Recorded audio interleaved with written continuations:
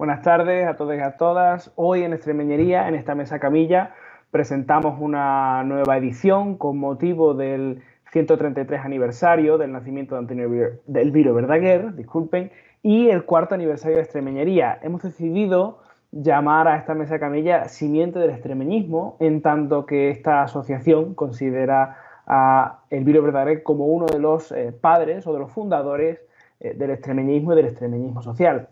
Para analizar su impacto, de nuevo cuento con un compañero de la asociación, fundador también de ella, Alberto Hidalgo, es politólogo. Bienvenido, Alberto. Gracias, Rubén. Muchas gracias por estar con nosotros. Me gustaría avanzar rápidamente en una serie de preguntas, pero lo más importante que podemos decir a día de hoy es que tenemos una nueva web, un nuevo repositorio online para el pueblo extremeño, para investigadores más profesionales, que va a permitir avanzar un poquito más en estudiar, digamos, este legado, ¿no? ¿Podrías contarnos a grandes rasgos por qué es importante Antonio Elviro Verdaguer y cuál es el aporte al legado de hoy, a su legado a hoy en Extremadura? Bueno, creo que la figura de Antonio Elviro Verdaguer ha sido muy invisibilizada durante muchas décadas en Extremadura, ¿no? Creo que la muerte que tuvo fusilado después del alzamiento, ¿no? y de la entrada franquista en Extremadura ha cubierto de un manto de silencio y de olvido a esta figura de manera, en nuestra opinión, bastante injusta. Fue una persona muy comprometida, tanto a nivel personal como profesional, pero también político, con el progreso de nuestra tierra, y además predicó con el ejemplo en muchas cuestiones, ¿no? Es una persona que salió a estudiar fuera de Extremadura, pero luego como médico volvió a Extremadura, volvió a su pueblo natal, a Salorino, a trabajar como médico rural y a devolverle un poco a la tierra de lo que le había dado, ¿no? Yo creo que eso es muy rescatable y que creo que puede ser también ejemplo para muchos de nosotros y de nosotras en estos tiempos. Es una persona que además a nivel político juega o ha jugado un papel fundamental, ¿no? Fue uno de los dos primeros candidatos abiertamente regionalistas o abiertamente regionalistas que tuvo nuestra tierra en las elecciones generales del año 1918, ¿no? Junto con otro candidato que se presentaba por el distrito de Hoyos, él por el distrito de Alcántara. Evidentemente ninguno de los dos fueron electos porque eran todavía elecciones celebradas bajo un régimen de caciquismo y de turnismo en esa época. Pero igualmente yo creo que es un ejemplo muy rescatable que incluso llega hasta el día de hoy, donde mucha gente puede pensar que el regionalismo, que el extremeñismo a nivel político es un invento de hace 2 días y bueno, ahí tenemos a los primeros candidatos en el año 1918. Luego, por otro lado, es una persona que a nivel cultural se involucra muchísimo, ¿no? Fue uno de los impulsores del Ateneo de Cáceres, por ejemplo, y además también participó apoyando las luchas campesinas en Extremadura, colaborando con la Federación Nacional de Trabajadores de la Tierra, que perteneció a la UGT y que fue la principal organizadora e impulsora de la rebelión campesina del 25 de marzo de 1936. Y hay otras cuestiones importantes que también creo que sería bueno rescatar. Por ejemplo, fue vicepresidente de la Asociación Nacional de Puericultores. A nivel médico también ha tenido un papel importante. De hecho, en la página web lo recogemos con algunos de sus artículos también en cuestión clínica y creo que es un referente. No es el único. Hay muchos otros hombres y muchas otras mujeres que todavía siguen sufriendo, como digo, ese manto de olvido y ese manto de desmemoria, pero que poco a poco creo que tenemos que ir entre todas y entre todos rescatando de ese olvido. Y además has mencionado una serie de cosas muy curiosas que hemos podido encontrar también en Extremeñería a la hora de rescatar y a la hora del manifiesto, y es que determinadas dinámicas y determinados temas que persisten, que parece que tiene que ver, me anoté aquí brevemente, que tiene que ver con la juventud y la emigración. Por un lado hay una llamada a la juventud en ese manifiesto y por otro lado hay un lamento por la emigración extremeña en los años 20, a pesar de que luego las olas más profundas van a venir en los 50, los 60 y también parte en los años 2000. Y por otro lado, la cuestión de la tierra, que vemos que va a ser fundamental. Es verdad que lo que hemos recuperado hasta ahora en Extremeñería se centra sobre todo en esa primera etapa mucho más regionalista, pero digamos, insigne pensador que tenemos y que es desconocido y que coincido con ello, parece que tiene una segunda etapa que todavía tenemos que explorar más, que tiene que ver con esa orientación más hacia el sindicalismo social y hacia el Partido Socialista. ¿Hay algún aspecto de esta etapa que a ti te gustaría rescatar de cara a que al futuro miremos? para que tengamos una visión, digamos, un poco más amplia de la evolución de esta persona, ¿no? Al margen del aporte, ¿no? Y por último, te lanzo una pregunta quizá un tanto ambiciosa, que igual tiene que ver con dónde debería estar entonces, visto este análisis tan profundo que nos has hecho de aspectos biográficos del mismo, que yo desconocía, así que te agradezco que los traigas aquí, ¿dónde deberíamos poder colocarlo en un sentido institucional? Hemos tenido una iniciativa en Extremeñería previa que tenía que ver con esa revalorización de su imagen. ¿Hacia dónde vamos? ¿Dónde podemos ir en este aspecto? Bueno, sin duda, voy a empezar por el final. La figura de Antonio Elviro Verdaguer tiene una relevancia y ha tenido un impacto en la historia social y política de Extremadura que no puede ser obviada, ¿no? Y por esa razón creo que es muy importante, o creemos desde Extremeñería que es muy importante que sea rescatada su memoria para las generaciones extremeñas que vienen detrás. Y creo que eso es importante recordarlo porque es un derecho de la juventud extremeña también, a conocer su pasado, a reconocer los valores, los principios, las obras que aportaron extremeños y extremeñas, no solamente para Extremadura, sino también a nivel del Estado español o incluso a nivel internacional. Es muy importante, creo que, para reconocer nuestro aporte como pueblo, para fortalecer nuestra autoestima colectiva, y creo que es algo que se lo debemos a la gente joven que viene detrás, ¿no? Entonces, sin lugar a dudas, creo que esa figura emblemática, como hay otras, pero fundamentalmente hoy nos centramos en ella, creo que es importantísimo que las administraciones públicas cumplan con sus compromisos, ¿no? Ya recordabas tú antes esa iniciativa que tuvimos desde Extremeñería en el año 2022 para que, bueno, la Asamblea de Extremadura debatiese una moción que finalmente fue aprobada por unanimidad para instar a la Junta y también a la propia mesa de la Asamblea de Extremadura a tomar una serie de medidas para recuperar su labor, ¿no? No es una lista de medidas que pueda ser olvidada. De hecho, no se ha cumplido todavía y tenemos que seguir presionando para ello, pero se pueden hacer muchas más cosas, incluso de las que pusimos ahí, ¿no?, en ese momento. Y yo creo que es importante que tanto desde la sociedad civil organizada como también desde las administraciones públicas ese compromiso se pueda conseguir y esas medidas se puedan llegar a implementar.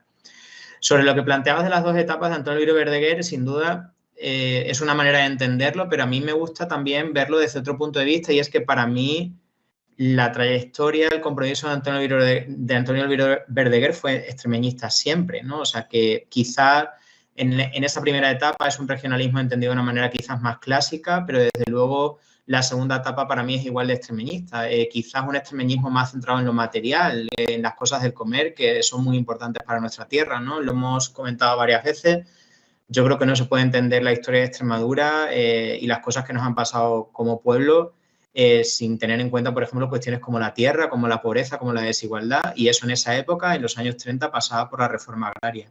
En ese sentido, Antonio Verdaguer lo entiende y lo defiende, no solamente de manera individual a través de sus artículos y sus obras, sino también organizándose de manera colectiva, como decía antes, apoyando a la Federación Nacional de Trabajadores de la Tierra.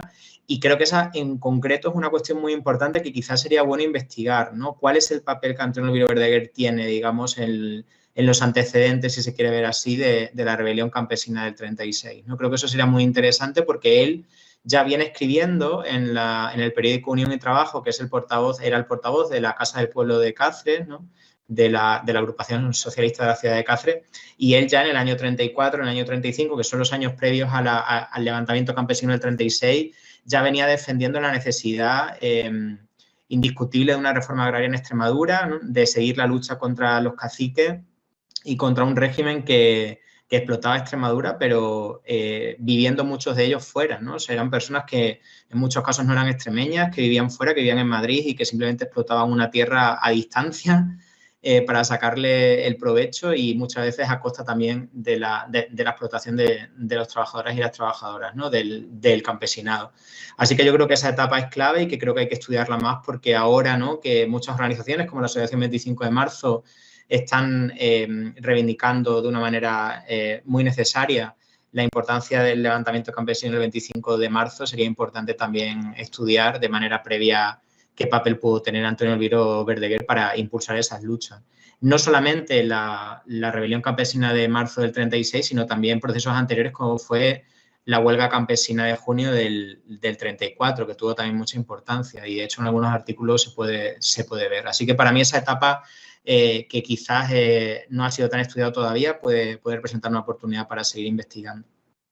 Pues te agradezco mucho este análisis y la inversión de los órdenes, porque esto me da lugar a dos preguntas también muy interesantes. La primera tiene que ver con esa segunda etapa, que todavía nos queda por estudiar. He tenido la oportunidad de enviarme email con Sánchez Marrollo.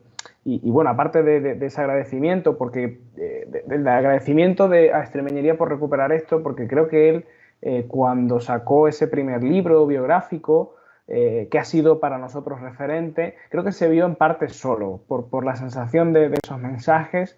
Creo que él sintió que una parte de su trabajo era extremadamente solitario, y eso al mismo tiempo habla de ese contexto de olvido accidental o deliberado de su figura, ¿no? Pero ahondando en esta segunda etapa, tenemos todavía por recuperar ese segundo manifiesto, que es del año 1935, que según Sánchez Marrollo está anexo a Unión y Trabajo, y que esperemos tenerlo pronto también. Pero lo que destaca Sánchez Marrollo de esta etapa o del cambio de una a otra es que, si bien persiste en esa línea de estar con los de abajo y la reforma agraria y la distribución de la tierra es el hilo conductor de las dos etapas, tanto una regionalista más pura, propia de ese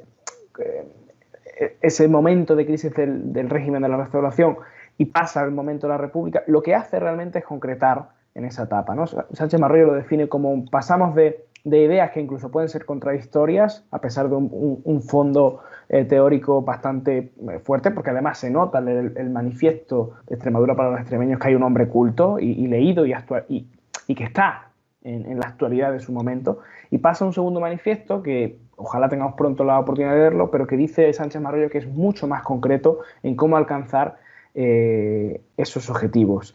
Y el último artículo, que yo tengo constancia en su existencia, creo que es de marzo o febrero del 36, creo que es de febrero del 36, y claro, me surge la misma duda que a ti, ¿no? Vamos a ver qué pasa en ese 25 de marzo. Es imposible que él al menos no supiera algo. Otra cosa es cómo fue concretamente en San Lorino, y quizá aquí, Extremeñería, que tenemos buena relación con el ayuntamiento, con su cronista y con su alcalde, podamos avanzar un poco más. Sería interesante. Y el segundo aspecto interesante que te lanzo aquí es que creo que este sitio web que se ha impulsado desde Extremeñería a iniciativa a impulso tuyo, no solo quiere situar a Elviro Verdaguer como un pensador como tal, ¿no? No solo quiere un sitio donde podamos analizar sus obras, sino la sensación que a mí me da es que también tratas de ubicarlo en el sentido del saber estar y el ser en la Extremadura de los años 20 y 30. Y la sección, una de ellas que tiene que ver con las imágenes, creo que es el mejor intento, ¿no? Es decir, esta persona no solo es un intelectual que necesita recuperar su memoria y que ha aportado al pensamiento, sino que ha tenido una casa que todavía existe, tiene fotos con los familiares, es decir, es la parte más personal de la memoria. No sé si tu intención inicial iba por ahí a la hora de impulsar esta actividad, un sitio integral de memoria, me gusta llamarlo a mí. ¿Cómo lo ves tú? Totalmente, totalmente. Esa es la intención. Cumplir ese objetivo reuniendo un poco materiales que en muchos de los casos, no en todos, pero en muchos de los casos ya estaban en otros lugares, que habían sido publicados, que habían sido puestos a disposición de la ciudadanía, aunque no se hubiesen reunido o no se hubiesen ordenado o no se hubiesen sistematizado, ¿no? Ahí, por ejemplo, hablando de los artículos publicados en prensa por él, pues hay un conjunto muy importante de artículos que se pueden acceder porque están digitalizados en la Biblioteca Virtual de Prensa Histórica del Ministerio de Cultura. También hay materiales en la biblioteca de la Fundación Pablo Iglesias. En el caso de las imágenes, muchas de ellas están extraídas de la propia investigación que luego se convirtió en libro de Fernando Sánchez Marrollo, pero la verdad es que no había un sitio, digamos, que convirtiese eso en algo más integral como tú planteabas antes, ¿no? El objetivo, sin duda, es también enviar el mensaje de que era una persona que evolucionó también en sus ideas, obedeciendo también al propio contexto político, ¿no? O sea, el contexto de la Restauración no es el contexto de la Segunda República, aunque pueda tener similitudes, ¿no? Sobre todo la situación en el campo, que en los años de la Segunda República tuvo pues un gran cambio, un cambio que fue una gran esperanza, pero que tardó en concretarse y materializarse y tuvo muchísimas dificultades. De hecho, el levantamiento campesino el 25 de marzo del 36 es una respuesta a la inacción del propio régimen republicano para que se cumpla adecuadamente el decreto que se aprueba, en concreto centrado en el asentamiento de yunteros y de campesinos extremeños en las tierras, ¿no? Hay un decreto en la República unos meses antes o unas semanas incluso antes de la rebelión campesina que se aprueba para dar derecho a estos campesinos a tomar las tierras. Entonces, los campesinos lo que hicieron fue llevar a cabo una normativa aprobada por un régimen democrático. Ahí Antonio Elviro Verdaguer también era resultado de lo que estaba pasando en nuestra tierra en ese momento, ¿no? Y yo creo que es capaz, y esto es una de sus grandes virtudes, de medir bien la temperatura de lo que está pasando en Extremadura y entender la realidad compleja que vive el pueblo extremeño en esa época, ¿no? De una realidad muy miserable para mucha gente en el campo sobre todo, y él no puede concebir un progreso de nuestra tierra o una liberación de la gente, de lucha contra la desigualdad en nuestra tierra sin solucionar la cuestión o el problema de la tierra que se llamaba en aquella época, ¿no? Entonces yo creo que evidentemente representa muy bien el sentir de esa época, ¿no? Si bien es cierto que además, como veíamos ahora en pantalla, la web también reúne algunos materiales que son inéditos, ¿no? Tenemos una obra de teatro inédita que nos compartió muy amablemente la familia del propio Antonio Elviro Verdaguer, y no solamente es una web centrada en recopilar materiales que ya estaban accesibles, sino también hemos hecho un esfuerzo por poner a disposición algunos otros que no estaban accesibles, ¿no? Pero ahí yo creo que lo que tú planteas es la pieza fundamental, y es que lo que queremos es dar una visión integral de este personaje, de su pensamiento, de su obra, y ponerlo a disposición porque no lo ha hecho antes la administración pública, que seguramente era a quien le correspondía por justicia, por lo que representa, pero también, como decía antes, por garantizar ese derecho a las nuevas generaciones que vienen detrás, de extremeños y de extremeñas, a que conozcan la aportación que muchos paisanos y muchas paisanas han tenido a la historia de Extremadura. Totalmente de acuerdo. Te voy a plantear un reto antes de la pregunta final. Si tuviéramos que salir de aquí, de este espacio online, y de determinados lenguajes que muchas veces, más que ser precisos, que es lo que entienden, generan confusión, supongamos que nos vamos a la Plaza Mayor de Cáceres, o que nos vamos a tu pueblo, a Hoyos, o que nos vamos a Villanueva de la Serena.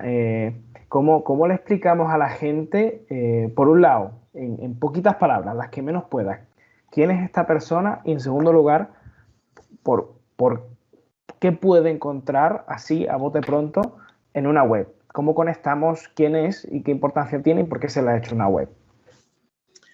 Bueno, respondiendo a la primera pregunta, para definir en pocas palabras a Antonio Elviro Verdaguer, a mí me parece un pensador y un militante contra la desigualdad en Extremadura. O sea, yo creo que la gran idea que vehicula toda su obra y todo su pensamiento, tanto su primera etapa como la segunda, es la lucha contra la desigualdad entre extremeños, ¿no? Centrándolo en la situación que vivían muchos campesinos en esa época, pero también entre territorios, ¿no? Y el atraso y el expolio al que se sometía y se somete en muchos casos todavía Extremadura con respecto a otros territorios, incluso a nivel de la colonización que vivimos con los recursos energéticos, por poner un ejemplo. Y la segunda pregunta, que qué podría destacar de lo que hay en la web, a mí me parece especialmente interesante la parte de las obras más extensas. Ahí tenemos el manifiesto que hemos recuperado, ¿no? Con prólogo de Sara y con un aporte fundamental también tuyo, pero también el libro de los partidos políticos, ¿no? Yo creo que con esas dos obras, que son fundamentalmente ensayísticas, pero se entiende muy bien el sentir, el pensamiento de Antonio Elviro Verdaguer en esa primera etapa, que quizás es la parte hasta ahora más visibilizada o más conocida, ¿no?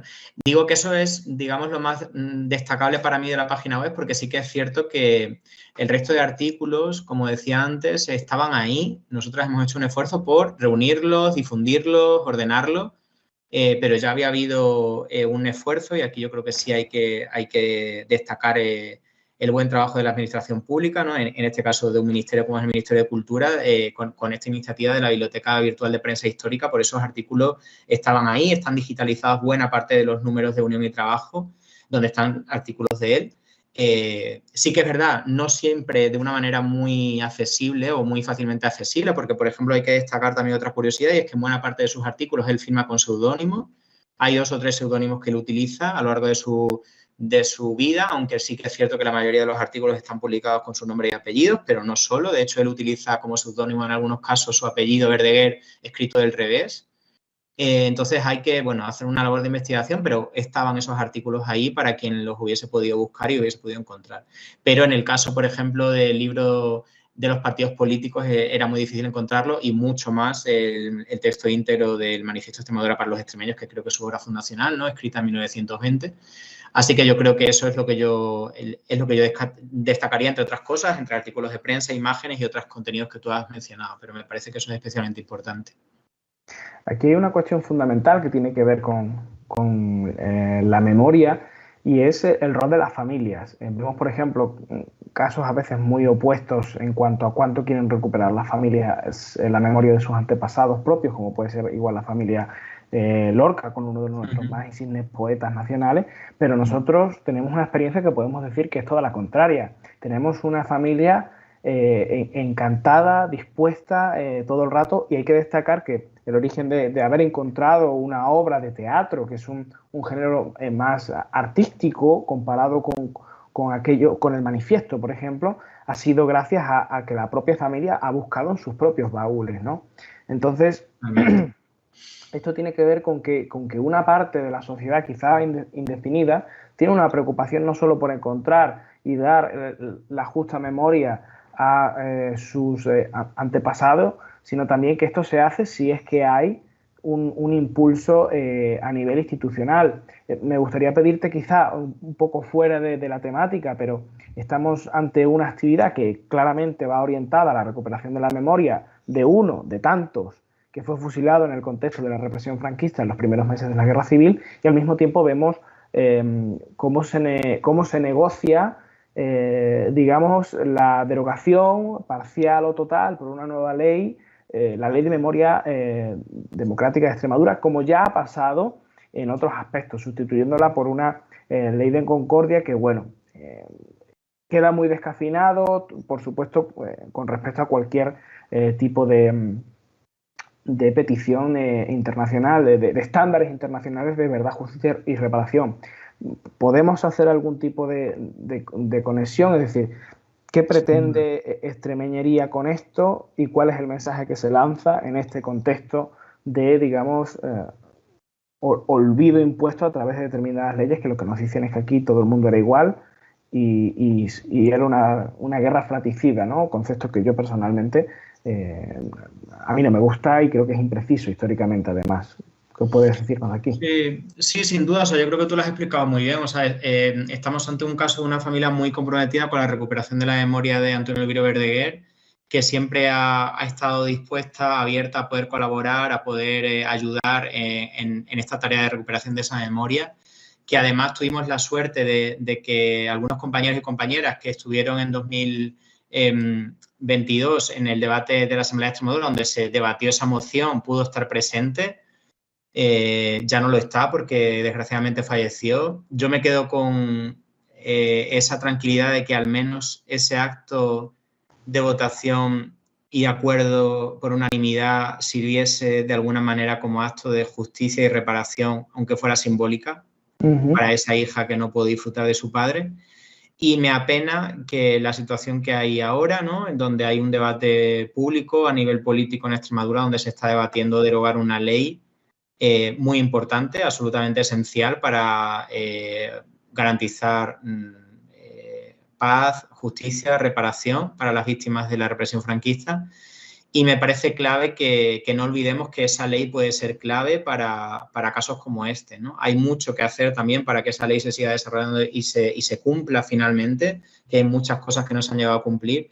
Y desde luego como asociación nos preocupa muchísimo que en lugar de tener un debate para ver cómo avanzamos en el cumplimiento de esas normativas, justamente la Asamblea de Extremadura tenga que estar debatiendo sobre su derogación, ¿no? Cosa que por cierto no es única en Extremadura, es una estrategia de ciertos partidos políticos en distintos territorios del Estado español, no solamente de Extremadura. Eso no quiere decir que sea menos grave, desde luego que lo es, pero que creo que hay que colocarlo en ese contexto. Y no quería dejar pasar la oportunidad también de reforzar un poco esa implicación cultural que él también tuvo, ¿no? Tú planteabas antes lo de la obra de teatro, que me parece clave. pero yo revisando también la prensa histórica de la época, fue coautor de una zarzuela, por ejemplo, ¿no? Con otras, o sea, con otros autores.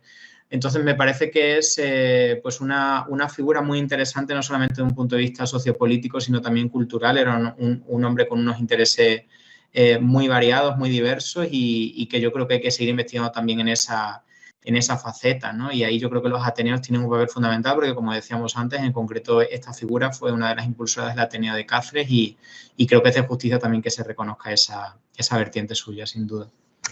Con esta última intervención me quedo con que hemos visto una gran parte del Elviro Verdaguer pensador, activista y político, y nos queda mucho por investigar, pero por otra parte, por los datos nuevos que tú vas aportando, tenemos un Elviro Verdaguer más cultural, artístico, que puede ser igualmente interesante, no solo para entender su figura, sino para la cultura extremeña en su conjunto, un activista más de la cultura extremeña y española en su conjunto.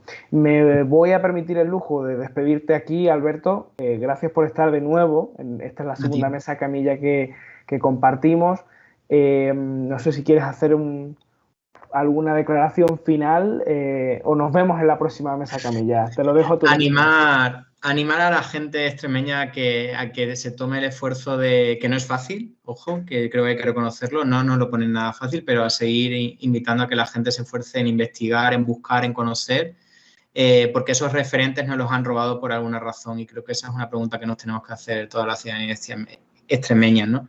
¿A quién convenía que estas figuras no se conozcan, ¿no? ¿A quién conviene que las organizaciones, por cierto, que integró Antonio Elviro Verdaguer a día de hoy no hayan hecho justicia a su memoria y hayan hecho un esfuerzo real por recuperar su memoria, ¿no?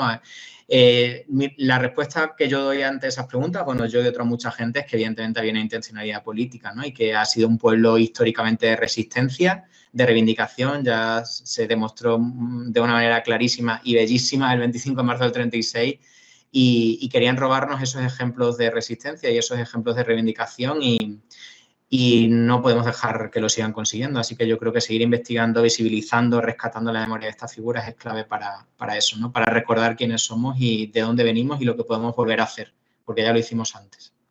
Muchas gracias, Alberto. Pues esperamos que extremeñería sigue siendo un punto de resistencia y de referencia del extremeñismo. No olvidéis elviroverdaguer.com, la nueva web asociada a Extremeñería, donde podéis encontrar una visión integral de la memoria del legado de nuestro insigne pensador, político, activista, médico. Este hombre pues lo hacía todo. Y recordad, en el canal de YouTube podéis encontrar todo el contenido, no solo relativo a las mesas camillas con distintas personalidades de la cultura, de la política y del activismo social de Extremeñería, sino también otros contenidos relacionados con el activismo social, político y cultural que hace Extremeñería. Les despido hasta la próxima mesa camilla. Muchas gracias y agila Extremadura.